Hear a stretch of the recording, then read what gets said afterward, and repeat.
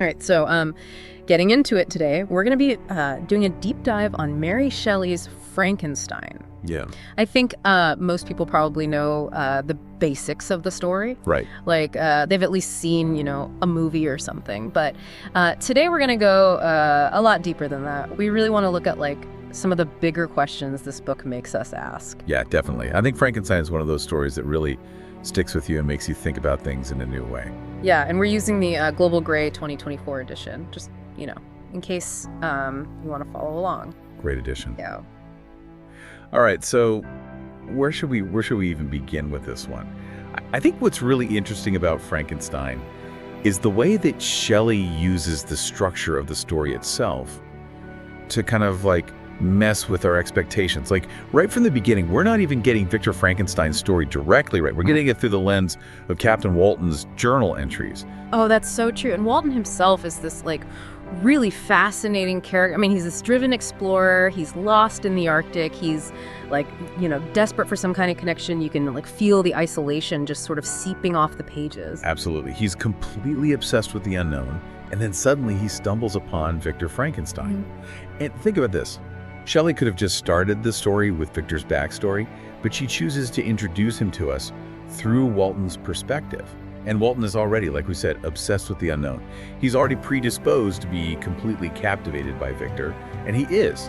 I mean, he even describes Victor's eyes as glowing with passion and intellect. It's true. It's we're being primed right from the beginning to view Victor in a certain way, almost with this sense of awe. It's he's already being put on a pedestal.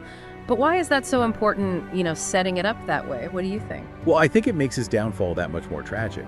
Because when we first meet Victor, we want to root for him, right? He has this incredible desire to push the boundaries of science, even if it takes him to some dark places. And it's almost seductive. You want to see where his ambition takes him.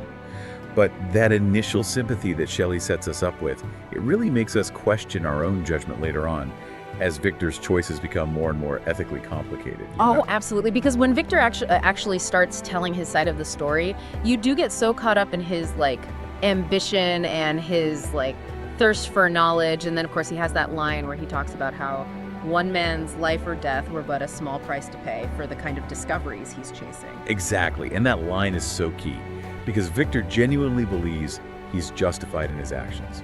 He's convinced that he's chasing a noble goal. But here's the thing, right? His ambition becomes monstrous, I think, precisely because he isolates himself in the process of pursuing it. He completely shuts himself off from everyone else, from all of humanity. It's when you get so caught up in your work that you're avoiding dealing with things in your personal life. Victor's doing that, but on a whole other level. For sure. He takes this idea of burying yourself in your work to the extreme. He shuts out human connection, any sort of support system, and he just throws himself into his work entirely. Yeah. And that's where it all goes wrong. It's not just about what Victor creates, but it's about how he creates it and why. Shelley's showing us that even the most brilliant minds can become dangerously warped without human connection, without that grounding influence of other people. It's true, and this is where Frankenstein takes this really fascinating turn. Yeah. Because up to this point, we've been so caught up in Victor's story and his perspective. Right. But then Shelley does something that was actually super revolutionary for her time. She gives the creature a voice. We start to experience the story through his eyes. It's incredible. Not just Victor's. It totally changes everything. It does. It shifts the whole dynamic. Because now we're not just afraid of this creature, this monster. We're seeing the world through his eyes. Oh, for sure. We're feeling his longing for connection. Absolutely. And it's the story goes from this Gothic horror to something so much deeper. Right. Because you start to empathize in a way that you wouldn't expect. Exactly. And he's like a child almost, Right. Learning everything for the first time, learning about language, emotions, the good and bad of humanity. Remember when he's hiding out and he's observing the DeLacy family? Oh, yeah. That's such a crucial part of his development. Totally. He's drawn to their kindness, the way that they care for each other. Yeah. It's you can feel how much he craves that, but at the same time, he's realizing how different he is.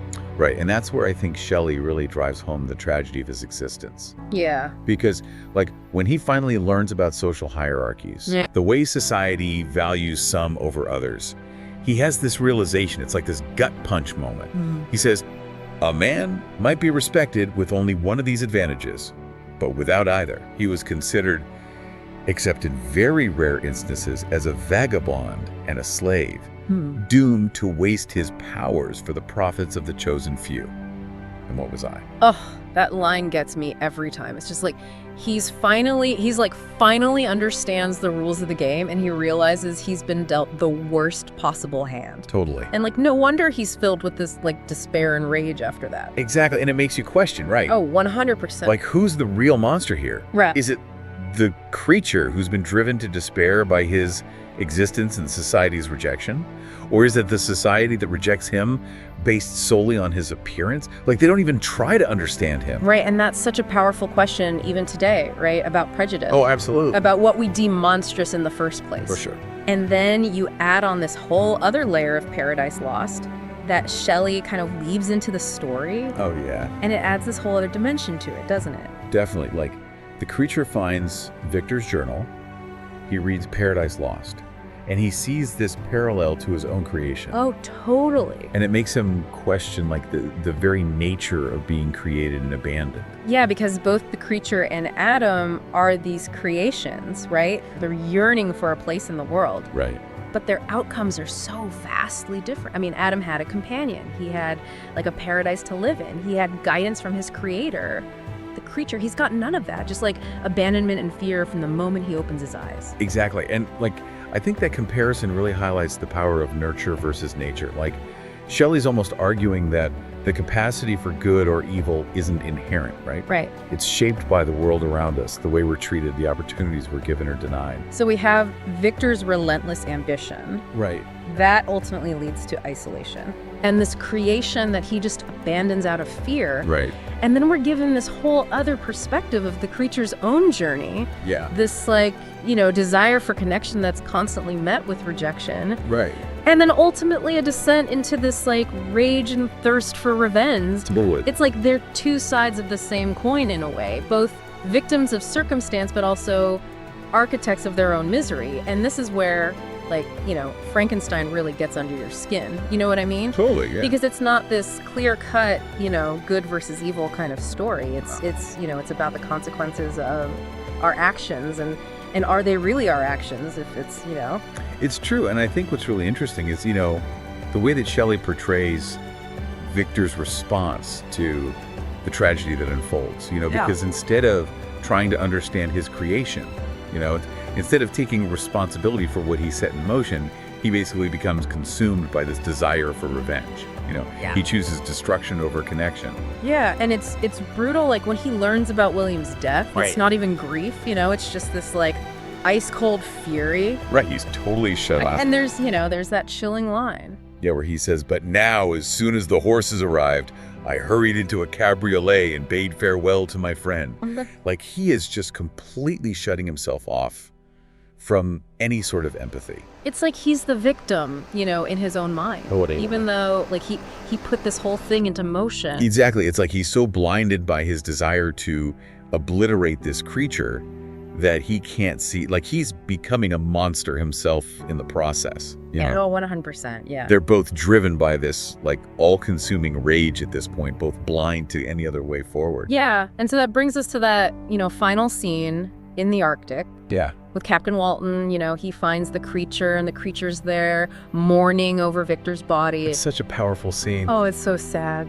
Because even after everything that's happened, the creature is still, like, completely consumed by grief over Victor's death. It's a strange, like, mix of emotions because, you know, he finally has his creator's attention. Right. But, like, not in the way that, you know, he wanted. Exactly. And, you know, he ends up just kind of, like, disappearing into the Arctic night, and, you know, he's planning to end his own life. Right, and it's like, it's tragic. It's a strange sort of closure, but, like, is it justice? Right. You know, like, did the creature find peace in the end?